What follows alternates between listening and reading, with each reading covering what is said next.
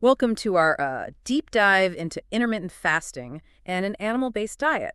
You mentioned you were interested in a complete health upgrade, and, well, the sources you shared definitely suggest this approach could be a fascinating path to explore. We've got some research articles, a couple of expert interviews, and even some personal anecdotes, so let's jump right in and see what we can uncover. It's intriguing, isn't it? This combination really pushes the boundaries of what we typically think of as a diet. It really does. I'm especially curious about the intermittent fasting piece. It seems like there's a lot of buzz around it, but I'm not quite clear on what it actually entails. It's more of an eating pattern than a strict diet. The focus is on when you eat rather than restricting specific foods. Instead of constant snacking, you cycle between periods of eating and voluntary fasting. Okay, that clarifies things a bit. But why would someone want to do that? Well, imagine giving your digestive system a break, like a much-needed vacation. This allows your body to switch gears and focus on internal housekeeping, like cellular repair and cleaning out damaged components. I like the vacation analogy. So during these fasting periods, our bodies are essentially doing some deep cleaning. Exactly. One of the key processes that gets activated during fasting is called autophagy. It's like taking out the cellular trash. Cells break down and recycle old or damaged components, making them more efficient. There's research suggesting that this process may even play a role in preventing age-related diseases. Wow, that's pretty remarkable. It's like hitting a reset button on ourselves. But how does this translate into actual health benefits? What's in it for someone like me trying to optimize my health? The research is still evolving, but the potential benefits are quite extensive. For example, one study found that intermittent fasting led to a significant reduction in insulin resistance, a key driver of type 2 diabetes. And it's not just about preventing disease. Some research suggests that intermittent fasting can actually promote longevity. In one study, mice that fasted regularly lived significantly longer than those that had constant access to food. Those are some pretty compelling findings. It seems like intermittent fasting goes beyond just weight management and delves into overall cellular health and longevity. Precisely. And it gets even more interesting when we combine intermittent fasting with an animal-based diet. Okay, let's talk about that. You mentioned earlier that an animal-based diet emphasizes nutrient-dense foods. What exactly does that look like in practice? Think high-quality protein and healthy fats, meat, eggs, organ meats, and healthy fats like butter and tallow. These foods are incredibly satiating, which is key for making those fasting periods more manageable. They keep you feeling full and satisfied for longer, making it easier to stick to the fasting schedule. That makes sense. I've definitely noticed that when I eat protein and fat, I stay full for longer. But how would I actually incorporate those foods into an intermittent fasting plan? A popular method is the 168 approach. You would choose an 8-hour window for eating, say, from noon to 8 p.m., and focus on getting those nutrient-dense meals within that time frame. For example, imagine breaking your fast with scrambled eggs cooked in butter with some bacon and avocado. Delicious and packed with nutrients. Then for your second meal, perhaps a juicy ribeye steak with some wilted spinach sautéed in tallow. Okay, now you're speaking my language. Those meals sound incredibly satisfying and definitely fit the bill for nutrient density. But what about those long stretches without food? Wouldn't I be absolutely starving? That's where the strategic food choices come in.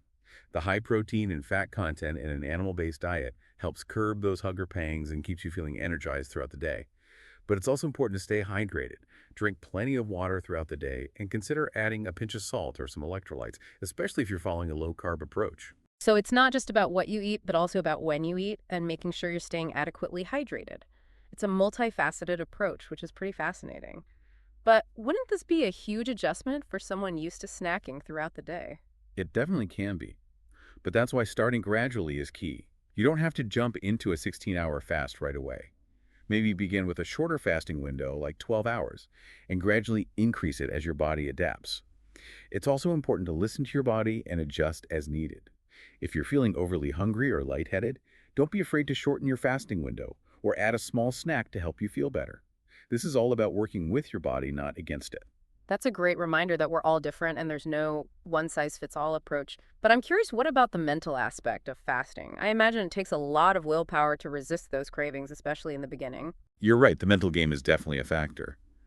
But one of the interesting things about combining intermittent fasting with an animal-based diet is that the food choices themselves can actually help with those cravings. The satiating nature of protein and fat helps regulate your hunger hormones, making it easier to go longer periods without feeling deprived. That's really interesting. It seems like this approach addresses both the physiological and psychological aspects of hunger, making it more sustainable in the long run. But let's be honest, this all sounds pretty restrictive. What about social situations or those times when you just want to enjoy a spontaneous meal with friends? That's a great point, and it's definitely something to consider when making any significant dietary changes. So, how can someone make this approach work in the real world without feeling like they're constantly missing out? Flexibility and planning are key. You can adjust your eating window to accommodate social events or special occasions. Maybe you shift your window earlier in the day if you know you have dinner plans. That's a really practical tip. So, it's not about being rigid, but rather finding ways to make this approach fit into your lifestyle. Absolutely. And remember, it's not about being perfect. If you slip up or have an unplanned meal, don't beat yourself up about it. Just get back on track with your next meal or fasting window. That's reassuring to hear. I think a lot of people get discouraged when they feel like they've failed a diet. But this sounds more like a lifestyle shift that allows for flexibility and adjustments along the way. Exactly.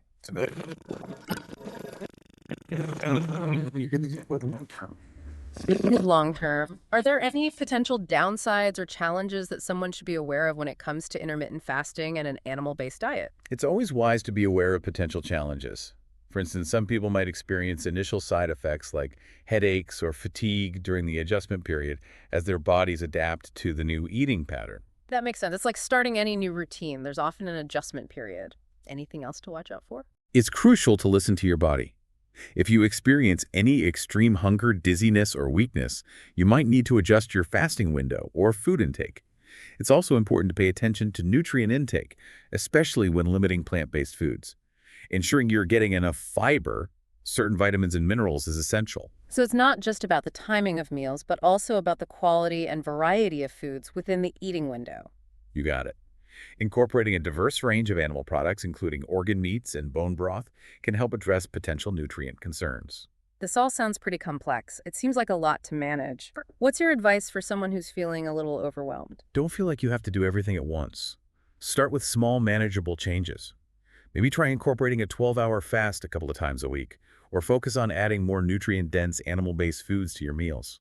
So it's about easing into it and finding a rhythm that works for you. Precisely.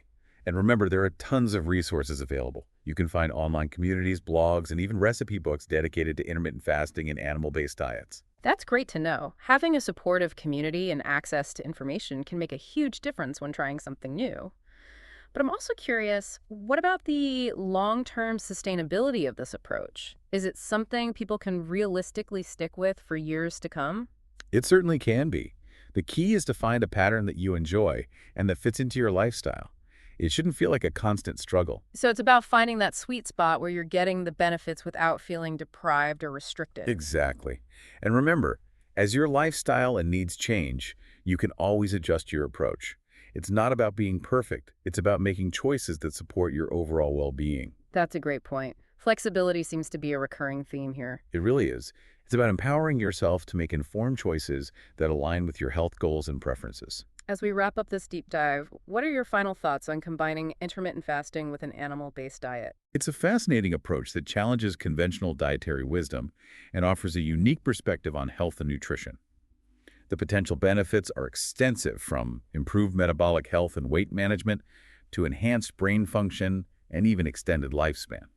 It's definitely an intriguing approach that goes beyond just counting calories or restricting certain food groups. It's about understanding our body's natural rhythms and working with them to optimize health and well-being. Exactly.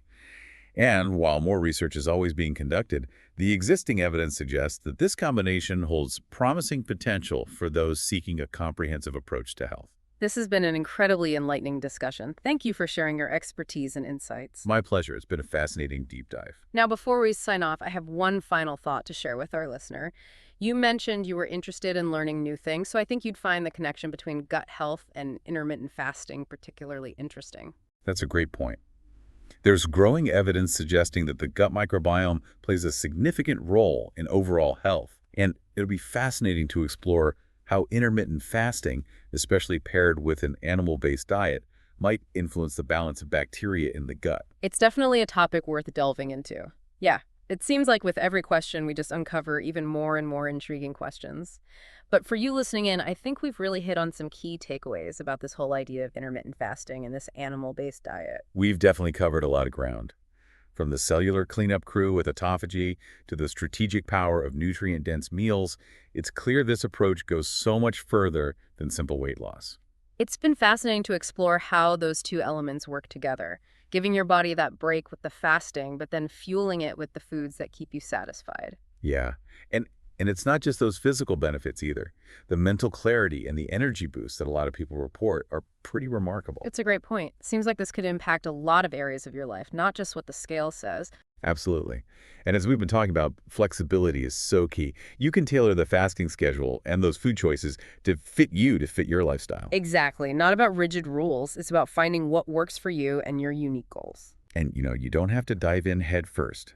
Start with small changes, experiment, and see how your body responds. I love that advice. It takes the pressure off and turns it into a journey of self-discovery rather than, another restrictive diet. And as you continue on that journey, remember to keep exploring those intriguing questions that we've touched on today. That connection between gut health and intermittent fasting, for example, is a rabbit hole I think worth diving into. It really is. There's so much more to uncover. And the beauty is you can keep learning and refining your approach as you go. And who knows? Maybe your own experiences and discoveries will contribute to that growing body of knowledge about this fascinating topic. That's a great thought to leave our listener with. You're not just, a passive recipient of information. You have the power to experiment, to learn, and to contribute to this ongoing conversation about health and well-being. Absolutely. Embrace that curiosity. Listen to your body and enjoy the journey. Thank you so much for joining us on this deep dive into intermittent fasting and animal-based diets. Until next time, keep exploring, keep questioning, and keep those fascinating discoveries coming.